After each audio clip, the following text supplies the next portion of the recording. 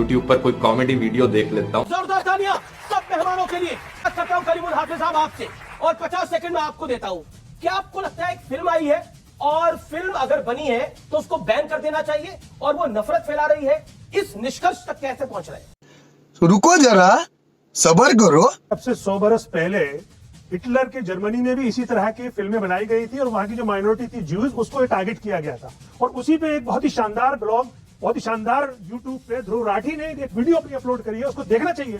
वो अभी तक उसे 75 लाख लोग देख चुके हैं और उसने इस केरला स्टोरी की हवा निकाल दी है। इस चीज में कितनी सच्चाई है, आइए जानने की कोशिश करते हैं आज के इस वीडियो में। पॉलिटिशियंस अपने भाषणों में ये कहते हैं, व्हाट्सएप यूनिवर्सिटी की तरफ से आपको व्हाट्सएप फॉरवर्ड्स मिलते हैं लव जिहाद की बात करते हुए, गोदी मीडिया खबरों में लव जिहाद की बात करता है। इतनी बारी रिपीट किया जाता है इस बड़े झूठ को कि लोगों को लगता है कुछ तो सच्चाई होगी इसमें। वही बात जो मैंने शुरू में कही थी, ये लव जिहाद का पूरा कॉन्सेप्ट ना सिर्फ मुसलमानों को बदनाम करने की कोशिश है, बल्कि औरतों के भी खिलाफ जाता है ये कॉन्सेप्ट। खुद ही सोचकर देखो, जो लोग इस चीज में विश्वास करते हैं कि एक औरत को भड़काया जा सकता है एक आदमी के द्वारा, कैसे लोग हैं वो? औरत कोई भेड़ बकरी है क्या? एक औरत का खुद का कोई दिमाग नहीं होता? कोई भी आकर कुछ भी कहेगा, औरत भेड़ बकरियों की तरह इधर उधर चलती चली जाएंगी। चाहे हिंदू औरत हो, मुस्लिम औरत हो, क्रिश्चियन औरत हो या किसी भी और धर्म की औरत हो, सभी औरतों को मिलकर इन धर्म के ठेकेदारों को बताना चाहिए कि भाड़ में जाओ, हमारे पास अपना दिमाग है।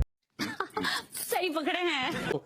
मेरे साथ साजिद रशीदी साहब है। साजिद रशीदी साहब ओमन चांडी, पूर्व सीएम केरल, उनका बयान है 2006 से 2012 के बीच 2500 से ज्यादा महिलाओं को जबरन इस्लाम अपनाने के लिए मजबूर किया गया। कुछ न कुछ तो गड़बड़ जरूर है। 2018 की स्टैट न्यूज ग्लोबल रिपोर्ट ने भी 60 का ही फिगर दिया था, तो ये नंबर उसके बड़े आसपास है। तो इस 60 के नंबर में से कितनी औरतें हैं? करीब 13 औरतें हैं। कितनी औरतें हैं जो केरला से हैं? सिर्फ 6 औरतें हैं जो केरला से हैं। इन 6 में से ऐसी कितनी औरतें हैं जिन्हें बाकी धर्मों से इस्लाम में कन्वर्ट किया गया?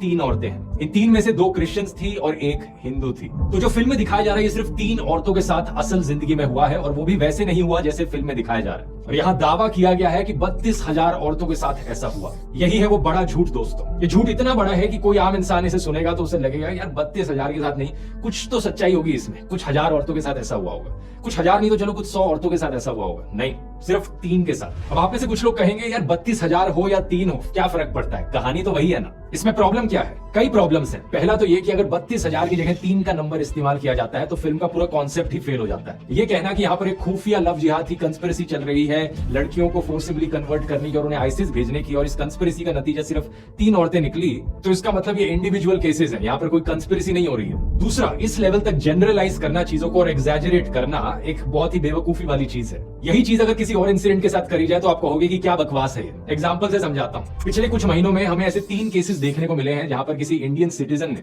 चलती हुई फ्लाइट के अंदर किसी और पैसेंजर के ऊपर पेशाब कर दिया। अब इमेजिन करो कोई अमेरिका या जापान जैसा देश एक फिल्म बनाए यहाँ पर इंडिया स्टोरी नाम से, और उस फिल्म में दिखाया जाए कि कैसे ये इंडियंस तो हमेशा पेशाब ही करते रहते हैं औरों के ऊपर फ्लाइट्स में। 32,000 ऐसे इंसिडेंट्स देखने को मिले हैं जहां पर इंडियंस ने पेशाब किया है किसी और के ऊपर। कैसा लगेगा आपको सुनकर? आप कहोगे कि क्या बकवास चल रही है, देश को बदनाम करने की कोशिश करी जा रही है। लेकिन अगर दूसरी तरफ फिल्म बनाने वाला कहे कि यार 32,000 चलो एग्जैजरेटेड नंबर था, लेकिन 3 के साथ असली में ऐसा हुआ है, इसलिए फिल्म बनाना जस्टिफाइड है यहाँ पर, क्या होगा आपका रिस्पॉन्स ऐसे केस में?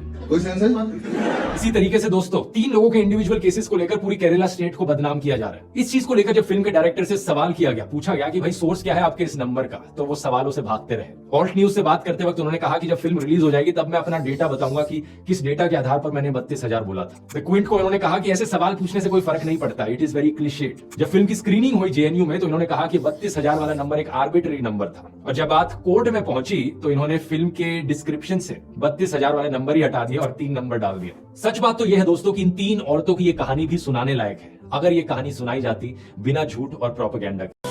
Oh my God!